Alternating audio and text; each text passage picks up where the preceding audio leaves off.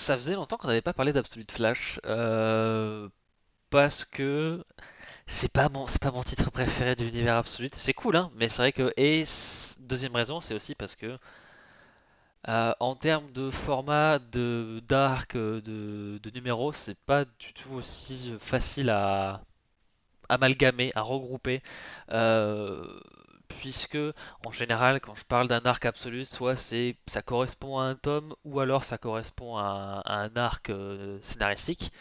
En général, ça correspond à un arc scénaristique et c'est sur 4, 5 numéros et c'est quand même assez délimité. Il y a un début, il y a une fin et c'est vraiment changement de personnage, de méchant, de décor, tout ça. Là, avec Absolute Flash, ça a beau être des mini-arcs, c'est toute une histoire qui est un petit peu plus grande. C'est beaucoup plus dans une continuité depuis une douzaine de numéros. Donc là, c'est un peu plus compliqué. Voilà, je dis pas de bêtises, hein, voilà. En 6 numéros, là où normalement sur un Absolute Batman ou un Wonder Woman, même Superman qui a des arcs un peu plus courts, normalement on a un ou deux arcs à tout péter sur 6 numéros. Là on a The Trials of the Flash, The Life and Death of Barry Allen, Rogue's Revenge, c'est très dur à dire les apostrophes, et The War of the Flashes. Voilà. Donc voilà, pour dire que c'est beaucoup plus segmenté, c'est un peu plus chiant à analyser, mais là on a clairement une fin de quelque chose avec ce 12e numéro, donc il est temps de reparler d'Absolute Flash. Qu'est-ce qui s'y passe en gros dans ce nouvel arc de Absolute Flash? Euh, Tout simplement, les 6 premiers numéros, c'était vraiment, on établit qui est Flash, donc du coup qui est Wally, qui est Barry, qui sont les méchants principaux, les ennemis, les intrigues qui va se passer, ce qu'il y a des traîtres et des machins.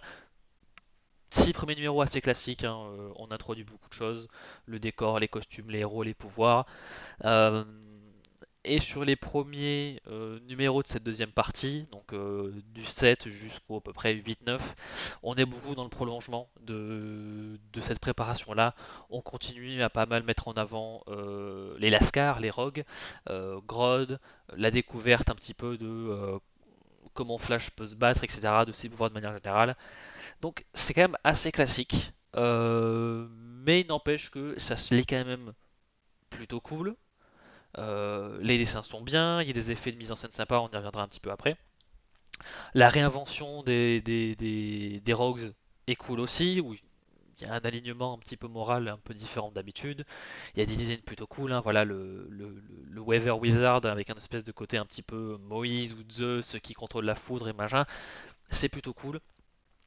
Et même pour les autres, que ce soit Snart, Harkness et machin, le, le principal est là, mais on a suffisamment de différences de design, de ce que tu veux, pour que il y ait un petit peu de fraîcheur dans tout ça et qu'on n'ait pas les mêmes attentes vis-à-vis de voilà. euh, Habituellement, les Flash et les Lascar, c'est une sorte de, c'est plus des adversaires que des ennemis, parce qu'il y a une sorte de code d'honneur. Les Rogues, c'est pas des assassins quoi que ce soit. Là, on est encore sur un autre rapport et donc c'est bien qu'ils voilà, qu'ils aient un peu brisé la relation habituelle parce que ça permet de pas s'attendre aux mêmes relations, aux mêmes discussions. Voilà, donc c'est plutôt cool. Et puis on aura sur les deux trois derniers numéros, on sera un petit peu plus dans les. Ça s'accélère un petit peu. Hein, voilà, on parle de Flash, ça s'accélère. Euh, et on rentre vraiment dans le dur de on rentre dans le dur avec pas mal de trucs liés à la Speed Force, à Flash en lui-même, à Thon. Voilà.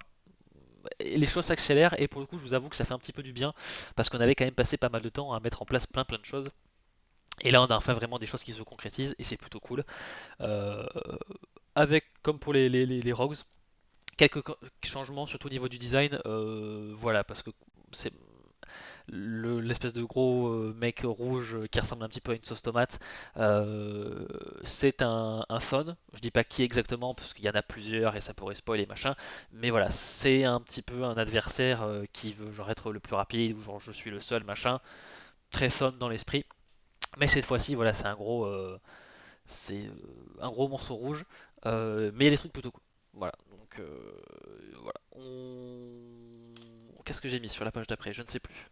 J'ai des problèmes de mémoire. Cette deuxième partie, je vous avoue, c'est quand même la plus intéressante de ce deuxième tome, puisqu'on aura vraiment une exploration de les origines, à la fois un petit peu plus de Barry en lui-même, des fun de manière générale. On a quelques petits éléments de l'univers, style des Garrick et des machins qui font leur apparition. Le tout avec des dessins toujours très cool. Voilà, j'ai mis un petit peu des cases que je trouvais plutôt stylées. Celle en haut à gauche, voilà, il y a beaucoup de cases où c'est souvent le bordel dans Absolute Flash. Il y a un côté très chaotique, on comprend pas ce qui se passe, etc. Donc voilà, des dessins toujours très très cool. Quand un Flash s'accélère, on dit généralement qu'il clignote. Non, vous êtes euh, vous êtes compétitif ce soir en termes de blagues sur le chat à ce que je vois, Sortez-le mais d'ici! voilà, Mac qui répond non, il est en warning. Voilà. Bah après, on a peut-être le public qu'on mérite, hein. Je sais pas, c'est peut-être parce qu'on est très drôle nous aussi.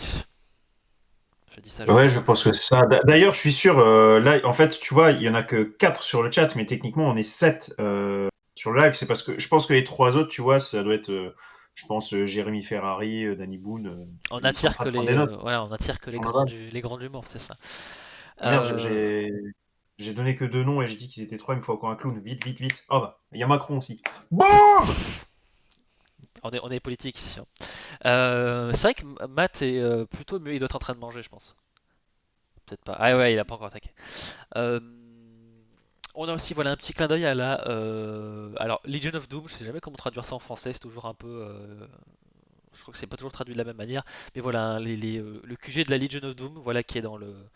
Je crois que ça s'appelle le Steel Point, qui est une sorte de dimension un peu parallèle, voilà qu'on découvre dans ces derniers numéros. Euh, donc voilà, des choses qui mine de rien font qu'on se pose des questions sur qu'est-ce que ça veut dire sur l'univers de manière plus globale, et ça. C'est bien, enfin, ça étoffe un petit peu l'univers absolu. Et mine de rien, on peut commencer à recroiser quelques pistes, quelques éléments d'autres séries pour un petit peu commencer à créer une sorte de fond de toile de cet univers, pour un petit peu commencer un petit peu à comprendre comment cet univers se régit, se comporte, etc. Donc voilà, deuxième partie de deuxième tome qui va, je pense, peut-être satisfaire un peu plus de monde. Je sais que moi, ça m'a un peu plus satisfait et ça fait un petit peu, voilà, on sent que les choses prennent un petit peu d'élan, de momentum et c'est plutôt cool. Euh, J'avais quand même, je l'ai dit quelques fois, hein, que les dessins étaient plutôt cool. Il y a aussi des trucs que j'aime plutôt bien niveau graphique, c'est qu'il y a une manière de montrer la vitesse que je trouve pas genre révolutionnaire ou quoi que ce soit, mais qui marche toujours très bien. Que ce soit, voilà, je trouve ces deux cases qui se suivent et je trouve que ça illustrait bien la manière à la fois de cadrer la vitesse et de la montrer visuellement, où voilà, on montre une sorte de route au loin avec en premier plan un petit peu les premiers mètres qu'on voit. C'est un peu comme si la caméra était juste au pied, enfin, au bord d'une colline et qu'on voyait la ville un peu plus loin. Donc voilà, ça montre bien que ça parcourt des distances assez grandes très très vite. Et en deuxième partie, le côté où ils vont tellement vite qu'il y a il y a les sortes de traits qui commencent un petit peu à les rendre un petit peu plus pas humains, et il y a un côté où ils s'étirent en même temps. Donc je trouve que ça montre bien la vitesse en elle-même. Voilà, donc ça peut être compliqué parfois de donner une sorte d'énergie un petit peu qui bouge à une image fixe, mais là je trouve que ça, c'est voilà. Et en plus dans le flux de lecture, je trouve que ça fonctionne très bien. Donc niveau visuel, c'est pas mon style préféré en termes de dessin, mais ça fait très très bien le taf. Et il y a quelques petites techniques pour un petit peu montrer pas mal euh, d'éléments de vitesse, de speed force qui déconne, etc. Donc c'est cool. Euh, Quelques différences, quelques petits trucs sympathiques.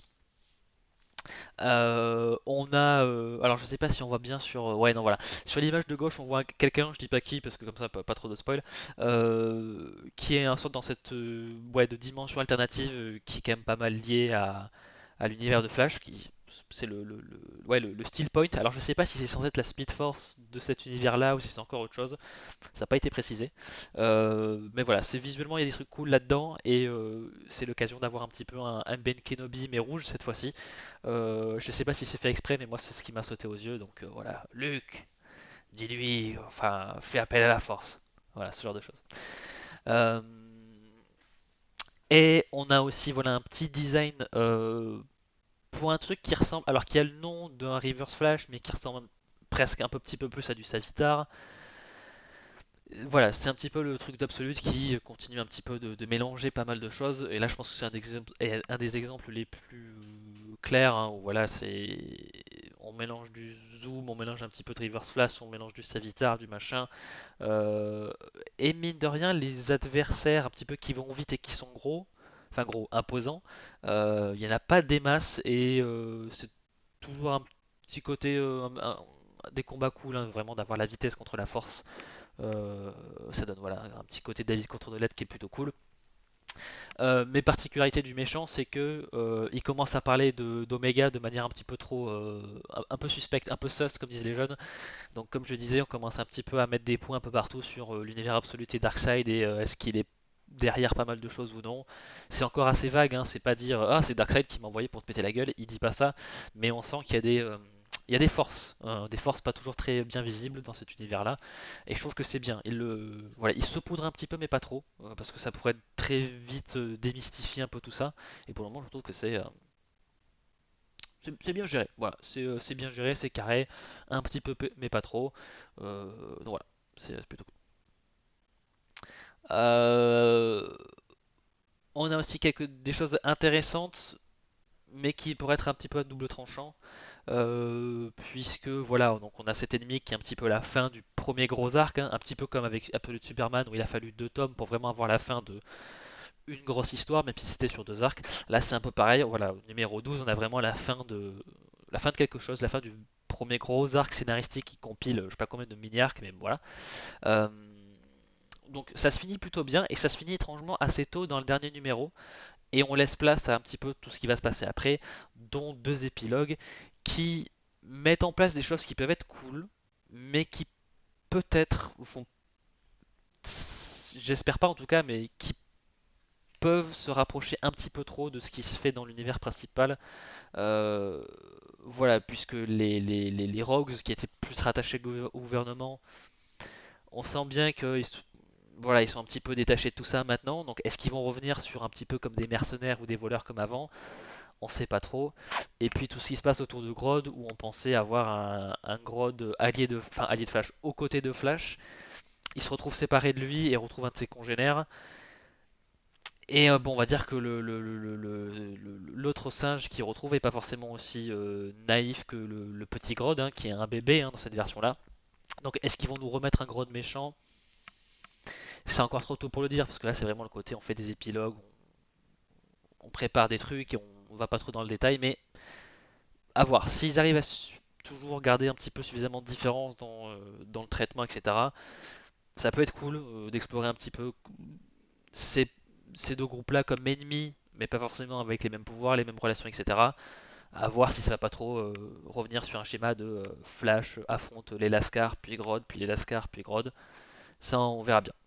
On verra bien. Mais en tout cas, pour le moment, c'est pas ce deuxième tome qui va me faire changer d'avis. Ça me fait pas monter Absolute Flash dans mon classement Absolute, mais j'ai quand même plus apprécié enfin j'étais quand même plus dans le truc, plus dans le récit avec ces derniers numéros là qu'avec le premier tome.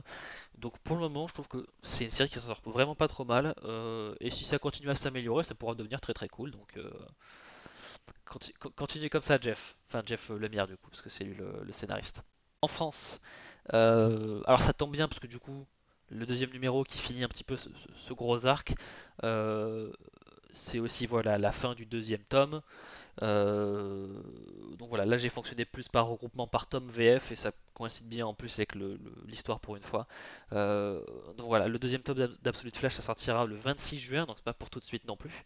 Euh, et puis là pour le coup, ce sera pas un gros tome comme pour Absolute Superman ou Wonder Man. Là on est vraiment sur 6 numéros.